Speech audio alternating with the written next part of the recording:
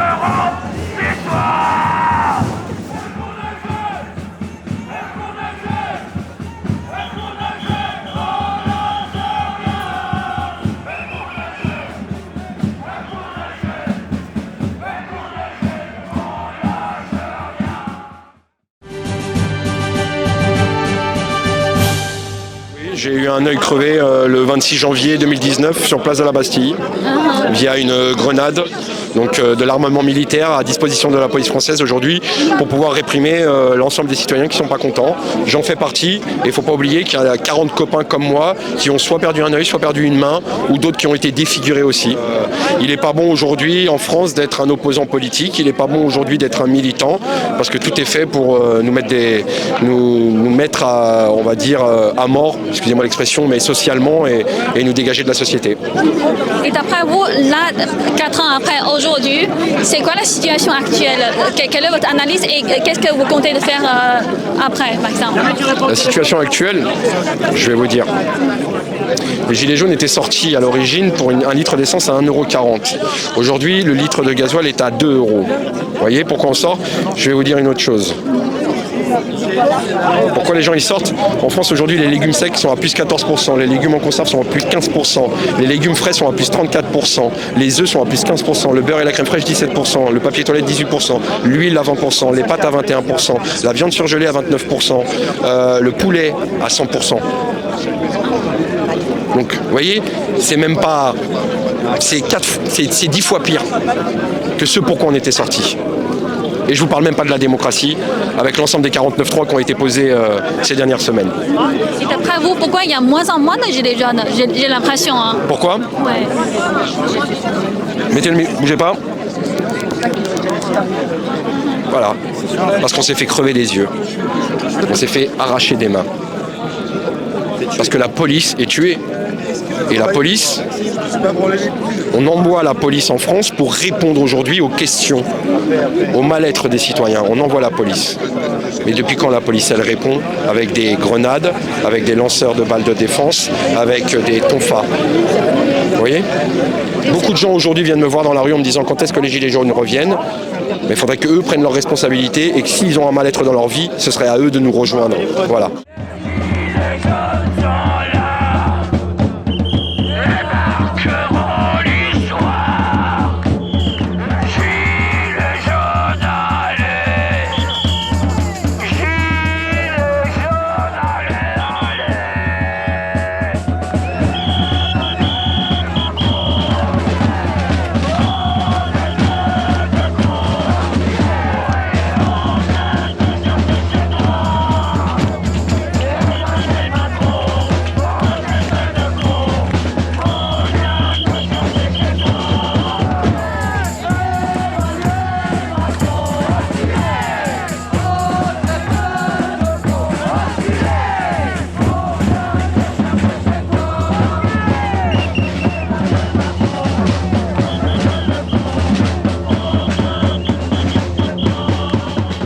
je m'appelle Michel Reynaud et les Gilets jaunes m'appellent le lion jaune.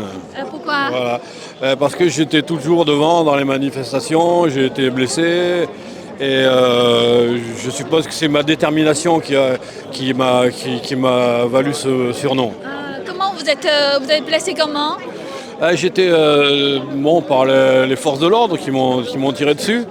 Mais bon, moi ça va, c'est pas trop.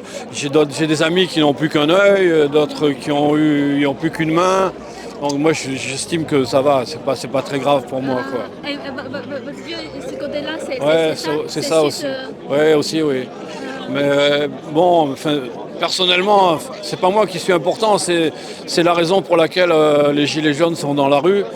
Et les Gilets jaunes sont dans la rue parce qu'il y a la misère dans le monde entier. Il y a beaucoup trop d'injustice.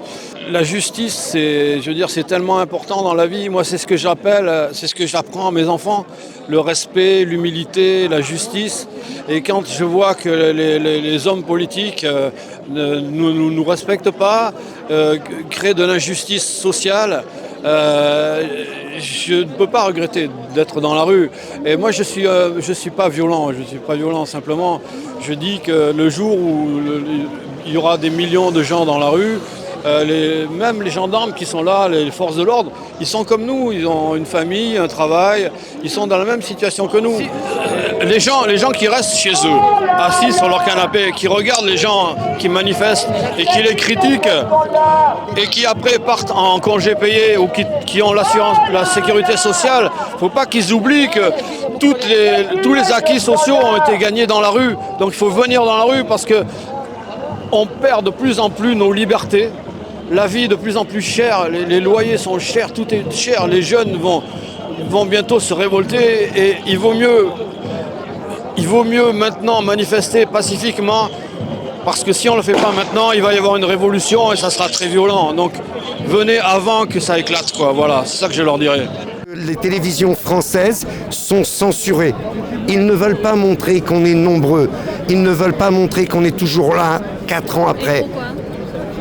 Parce que pour eux, ce serait comme avouer un échec. Ils n'ont rien réglé dans la société. Bien au contraire. Au début des Gilets jaunes, les Gilets jaunes, ils protestaient contre le coût de la vie et le carburant a été à presque 1,50 €. Maintenant, il est à plus de 2 € et les gens ne bougent plus. Les gens ne bougent plus parce qu'ils ont vu comment le gouvernement les traite. Quand ils bougent, ils étaient dans la rue dans les premiers épisodes des Gilets jaunes. Ils se sont fait massacrer, gazer, tabasser. Donc en fait, c'est la violence qui a... Voilà, j'ai moi-même été victime de violence. Vous voyez là, le 16 octobre, là, j'ai une cicatrice sur la tête. Là, j'ai eu 16 agrafes. C'est les policiers qui vous avaient frappé? Oui, qui m'ont frappé à la tête avec une matraque en bois très dure. Qu'est-ce que vous avez fait? Rien du tout. Ils ont chargé pour arracher le drapeau d'un ami à moi. Je suis arrivé, j'ai vu mon ami, il était par terre. Ils avaient arraché son drapeau. Et moi, j'ai voulu le relever pour pas qu'il reste par terre parce qu'il y avait beaucoup de monde autour. Je voulais pas que quelqu'un marche sur lui. Donc j'ai pris sa main pour le relever. Et en même temps, la police a tiré par les pieds parce qu'ils voulaient l'attraper. Mais moi, je savais pas, je voulais le relever. Et à ce moment-là, un autre policier est arrivé comme ça, sur moi, et bah! Mais vraiment un coup avec l'élan et avec la volonté de faire mal. Vraiment avec la volonté de faire mal.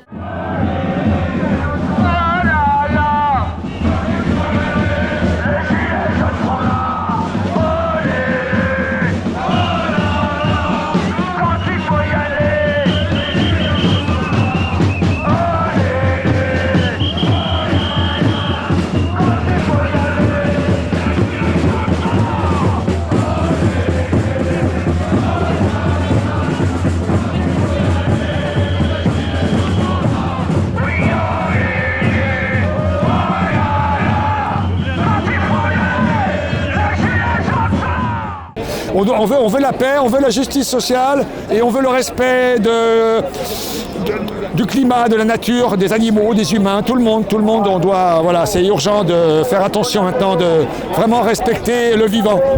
Voilà. Mais est-ce que pour vous... Tout est lié. Mais là, ça fait 4 ans, en fait, la situation n'est pas vraiment changée. Non. Est-ce que pour vous, ça sert à quelque chose, la mobilisation de Gilets jaunes? Ben, en fait, on n'est pas encore assez, les gens, on devrait être plus nombreux. On n'est pas assez nombreux parce que le problème, c'est qu'il y a beaucoup de gens qui ont arrêté de se mobiliser. Mais ils ont tort parce qu'on doit absolument continuer à amplifier la mobilisation parce que c'est encore plus grave que quand il y avait le début du mouvement. On est dans une situation beaucoup plus grave, en urgence absolue pour tout, en fait. Parce qu'en fait, j'étais instituteur pour les enfants et je me suis arrêté plus tôt, il y a environ 10 ans, pour m'engager pour la planète, toutes les urgences. Voilà. Et votre retraite, c'est combien votre retraite? Ma retraite, c'est moins de 2000 euros. Moins de 2000 euros. Beaucoup moins de 2000 euros. Donc ça, il y a beaucoup de gens qui gagnent moins de 2000 euros et on a du mal, on n'y arrive pas. Alors mon revenu, moi déjà, j'étais déjà en retraite. J'ai une maison, donc je m'estime chanceux. Moi, je suis dans la rue, c'est par solidarité avant tout. Après, je ne gagne pas beaucoup. Hein. J'ai vraiment un petit salaire. Hein. J'ai travaillé 45 ans, j'ai un peu plus de 1300 euros par mois. C'est pas tant que ça. C'est parce que j'ai la chance d'avoir un toit. Et puis voilà. Mais je pense surtout à les enfants, les petits-enfants, l'avenir qu'on réserve à tout le monde. Ça fait 4 ans, ouais, ça continue. Est-ce que pour vous, ça vaut le coup d'encore continuer? Alors moi, je ne me fais pas d'illusions. De toute façon, on ne gagnera jamais parce que c'est toujours l'argent. Et à partir du moment où vous faites une révolution, il ressort toujours des gens qui veulent vouloir profiter de quelque chose pour avoir de l'argent. Et une révolution chasse une autre. Donc finalement, je ne crois pas en ce que je fais, mais je suis dehors pour dire que je ne suis pas d'accord. Je ne crois pas qu'il va se passer quelque chose. De toute façon, l'humain redevient ce qu'il est. Et moi, pour moi, il n'y a pas d'espoir pour ça. Ce que je sais, c'est que ça va être de plus en plus dur pour les jeunes. Vous savez, les gens, ils sont dans la rue. C'est pas comme ça par plaisir. Hein. On vient dans la rue parce qu'on n'en peut plus, on en a marre. On aimerait que ça bouge. Mais le problème, c'est que depuis 4 ans, même avant 4 ans, il y a toujours eu des manifestants. Même quand ce n'était pas les gilets jaunes, on n'en peut plus. Il faut vraiment... Concrètement, c'est quoi qui vous dites on ne peut plus, concrètement? Le pouvoir d'achat, tout est trop cher. L'essence, moi j'ai une voiture. Je n'ose plus faire des kilomètres en voiture. Ça coûte très cher. Moi je suis dans le 95, on en est à 2 € le litre d'essence. On ne peut même pas faire un plein. Donc moi quand je mets de l'essence, je n'ai qu'à la moitié. Donc rien que pour ça déjà, je vais dans les magasins, c'est de plus en plus cher. On ne peut plus, on ne peut pas continuer comme ça. La retraite, qui est à 64 ans maintenant, ça veut dire qu'on travaille toute une vie. À 64 ans, même peut-être voire plus, parce que les gens qui n'auront pas assez de points vont aller jusqu'à 70 ans comme ça la retraite. Donc on ne profite pas en fait. Les gens ont travaillé toute leur vie, ont cotisé toute leur vie. À 64 ans, si on est en bonne santé, tant mieux. Si on n'est pas en bonne santé à 64 ans, qu'est-ce qu'on fait? On ne profite pas, on ne peut plus partir. Il y a tout ça qui ne va pas, c'est pas possible. On se bat pour la future, pour les générations à venir surtout. Parce que là, on est mal parti. Hein. Les générations à venir, ils sont mal partis. Hein. Parce que là, c'est 64 ans. Mais si ça continue comme ça, la retraite, ça va être 66, 67 ans. On ne va plus en finir et c'est de plus en plus cher. Donc voilà, moi, je me bats pour tout ce qui ne va pas. On ne peut pas continuer comme ça. Quand il faut y aller,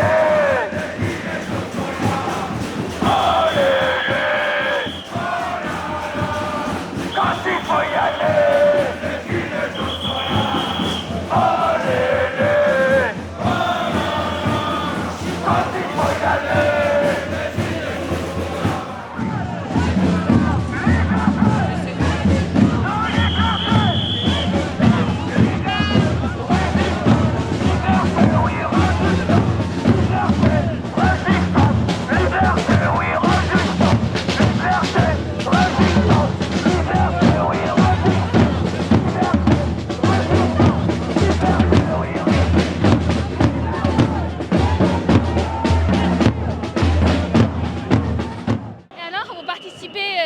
depuis longtemps?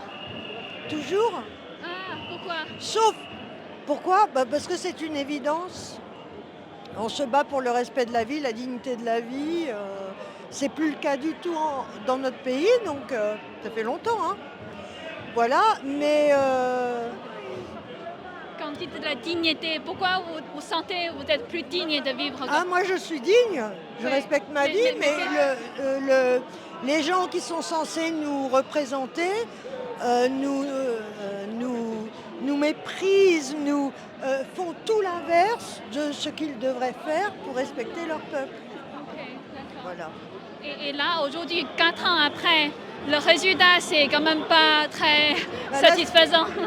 La situation s'est empirée au niveau mondial aussi, et on est quand même le pays d'où est parti les droits de l'homme, d'où sont partis les droits de l'homme. La Constitution des droits de l'homme a été écrite en France, et si la France ne se bouge pas pour rayonner et donner au monde le meilleur, si nous on ne se bat pas, qui va se battre? D'accord? Dans un autre... Comment dire, c'est la mission de chaque être humain de se faire respecter, de respecter la dignité de la vie. Nous sommes vers une transition. On va basculer vers autre chose, mais ça permet aux gens de se réveiller, de s'éveiller, de devenir beaucoup plus forts, de transformer leurs propres faiblesses. Et de combattre pour être heureux, tout simplement. De combattre intérieurement, attention, hein, pas la violence physique. Hein. On est gilets jaunes depuis 4 ans et on est dans la rue parce que nos libertés s'amenuisent. Il est difficile de vivre dans cette France qui ne ressemble plus à la France au jour d'aujourd'hui. Financièrement, c'est plus possible. On est humiliés. On a l'impression de ne plus être citoyen français. Comme il l'a dit justement, il nous a vraiment dénigrés. Alors que j'estime que le président, il est là pour représenter le peuple, pour le soutenir, pour l'aider, pour le faire évoluer, pas pour le rabaisser. Et le faire vivre avec le moins possible, on ne peut plus, c'est plus possible. Il faut retrouver la dignité de la France. Et la France ressemble à la Chine maintenant? Personnellement, je pense que c'est ce qu'ils veulent faire, le crédit social. Et là, moi, je suis pas d'accord. Moi, je veux pas vivre dans ce monde-là. Hors de question. C'est plus possible. Ça veut dire que de toute manière, on est juste un objet, un pion, que les élites qui ont de l'argent pourront nous manipuler comme ils veulent. Donc non, c'est pas possible. On est des êtres humains, donc il faut arrêter. Okay. Vous sentez que vous êtes contrôlé ou vous êtes plus libre? Vous sentez quelque chose? Ah non, plus libre du tout. Il y a beaucoup de libertés qui sont parties. Bah, déjà financièrement, on ne peut plus... Je sais pas, un restaurant, un cinéma, pour moi c'est fini. Ça fait longtemps que c'est fini, ça fait des années. Pourquoi? Parce que les ressources que j'ai pour vivre, elles ne sont pas suffisantes. Je paye les factures et puis après il reste pratiquement plus rien. Donc je suis désolée, mais je suis en vie, je suis sur terre, c'est pour vivre et vivre heureux, pas vivre comme une moins que rien. C'est-à-dire qu'ils nous tracent un chemin, si on a dévié un peu, allez boum, on aura une punition. Et si tu as 5 semaines de vacances, bah, tu n'en auras plus que 3, parce que tu as fait un pas de travers. Non, c'est bon. Non, je suis pas d'accord. Et je veux pas ça pour mes enfants et mes petits-enfants.